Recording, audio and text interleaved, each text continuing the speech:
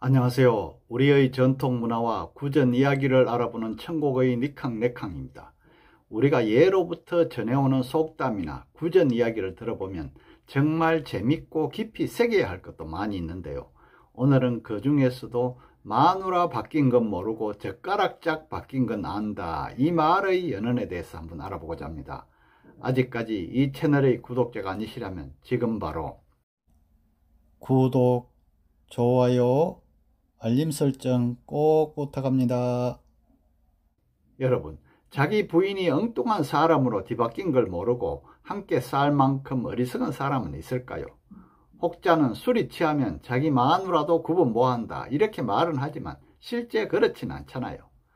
현실에서 그런 일이 일어날 리 없겠지만 옛날 이야기나 소설에는 가능하답니다. 그 대표적인 이야기가 바로 고전소설 콩쥐 팥쥐전에 나오는 이야기랍니다.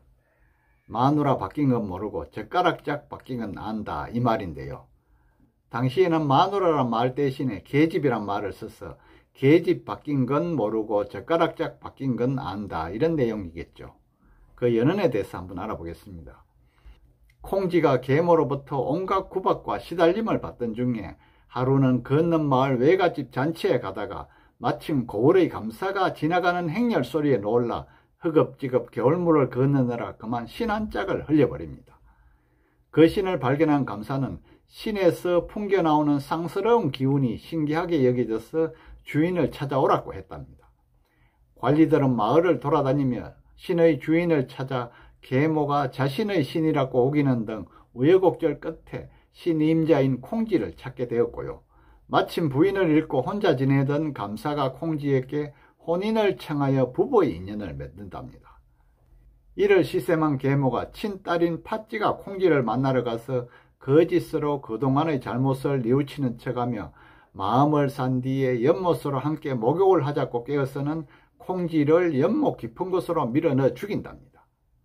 그런 연후에 자식이 마치 콩쥐인 것처럼 속이고 감사의 부인 노릇을 하게 되는 거죠. 감사는 콩멍석에 넘어져서 얼굴이 얼거 보이게 되었다는 팥쥐의 말을 그대로 믿고 얼굴이 변한 것만 슬프게 여길 뿐 사람이 바뀐 것은 전혀 깨닫지 못했답니다.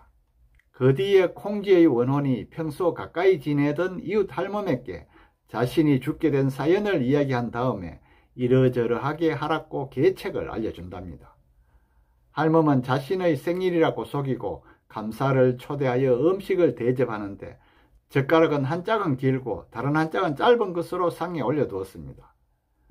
젓가락을 집어든 감사가 할멈의 소홀함을 나무라하자 병풍 뒤에서 이런 말이 흘러나왔는데요. 젓가락 짝이 틀린 것은 그렇게 똑똑히 아시는 분이 사람의 짝이 틀린 것은 왜 그토록 모르시는지요? 이 소리를 들은 감사는 정말 어리둥절했겠죠.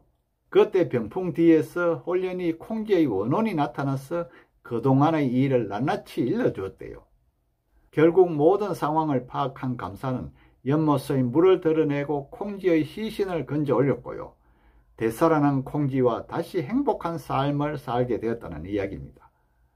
물론 콩쥐와 거미는 죽음을 당하였겠죠. 이건 권선징악과 해피엔딩으로 끝나는 고전소설의 전형적인 틀을 지니고 있고요. 워낙 널리 알려진 이야기랍니다.